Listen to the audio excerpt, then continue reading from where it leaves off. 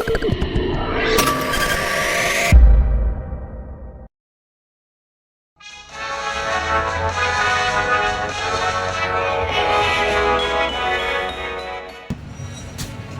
semuanya, perkenalkan saya Kartika Larasati dengan NBM 23410046.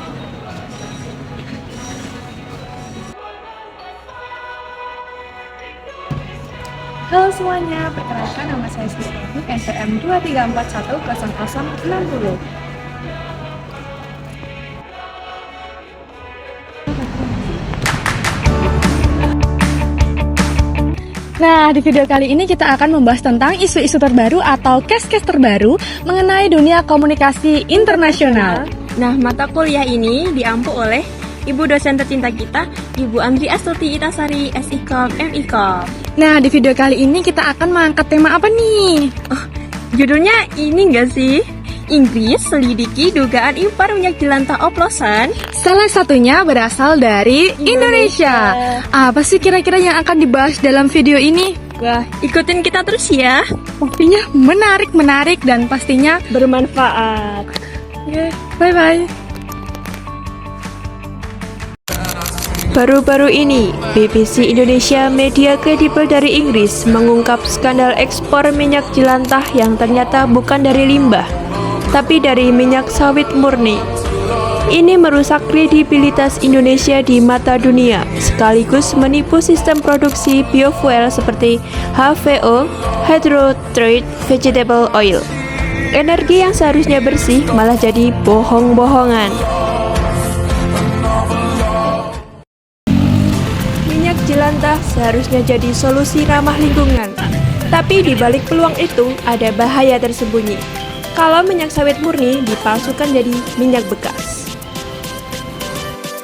Lalu, apakah kita masih bisa mencapai tujuan SDGs? Mari cari tahu jawabannya.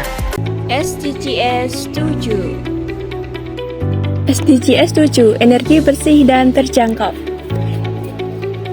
Energi minyak jelantah idealnya ramah lingkungan, tapi kalau bahan bakunya dipalsukan, maka label biofuel bersih jadi kehilangan makna.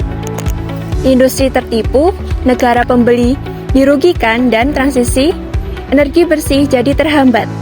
Gimana solusinya? Yaitu yang pertama dengan verifikasi ketat bahan HVO, edukasi publik, dan buat tempat pengumpulan minyak jelantah. Dan gimana penerapannya? Video selanjutnya ini ada video penerapannya. Kumpulkan minyak jelantah bekas, dukung energi terbarukan.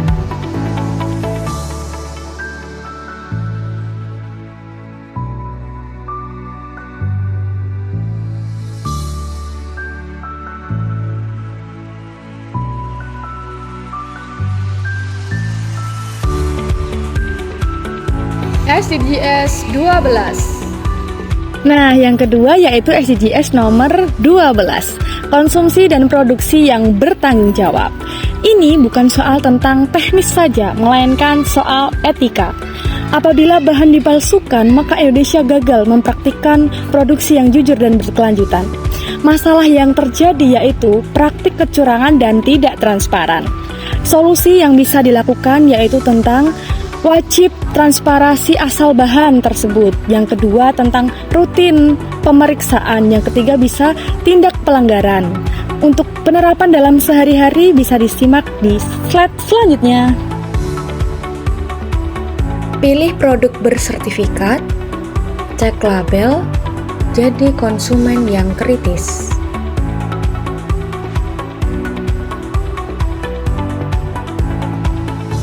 SDGs 13. SDGs selanjutnya yaitu SDGs penanganan perubahan iklim.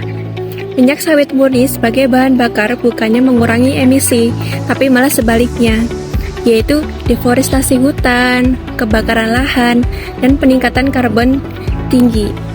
Nah, ini menyebabkan pengendalian iklim jadi ilusi aja.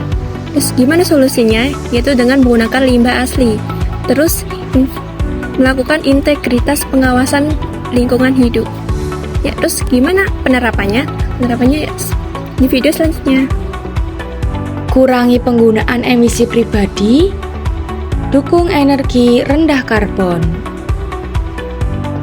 SDGs 15. Nah, yang keempat berhubungan dengan SDGs nomor 15, yaitu tentang ekosistem daratan.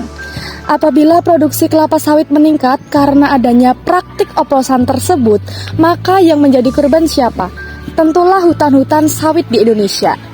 Masalahnya di sini adalah praktik oplosan yang dapat menyebabkan deforestasi. Tentu saja ada solusi-solusi mengenai masalah tersebut. Yang pertama, kita harus membatasi ekspansi sawit. Yang kedua, tentang lindungi hutan. Yang ketiga, tentang rehabilitasi tanah. Untuk penerapan dalam kehidupan sehari-hari bisa disimak dalam video berikut. Dukung kampanye hijau, edukasi dampak deforestasi. SDGs 16. Nah, untuk yang terakhir atau SDGs yang kelima yang terkait dalam berita yaitu SDGs nomor 16, yaitu tentang kelembagaan yang tangguh. Skandal ini mencerminkan lemahnya pengawasan. Diperlukan penguatan lembaga seperti Bea Cukai, Kementerian Perdagangan, dan Lingkungan Hidup. Solusi-solusi yang bisa diambil yaitu tentang penguatan pengawasan dan gunakan teknologi pelacakan. Untuk penerapannya di video selanjutnya. Laporkan penipuan, dukung media dan lembaga swadaya masyarakat seperti LSM, dan jadilah warga yang aktif.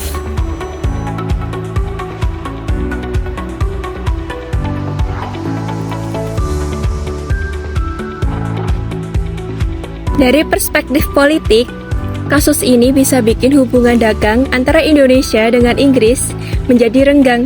Apabila pelanggaran ini terbukti, bisa jadi perjanjian dagang bisa dievaluasi ulang. Yang kedua yaitu tentang perspektif di bidang ekonomi. Dilihat dari sisi ini, industri biofuel di Indonesia bisa saja kena pukulan mengenai turunnya kepercayaan, ekspor anjlok, serta pendapatan negara dan lapangan pekerjaan bisa saja terganggu. Dari perspektif sosial, citra Indonesia di mata dunia menjadi taruhan. Isu ini memicu perbincangan publik tentang etika dan transparansi dalam perdagangan.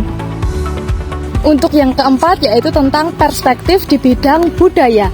Kita dihadapkan pada tantangan untuk menyesuaikan nilai lokal dengan standar global.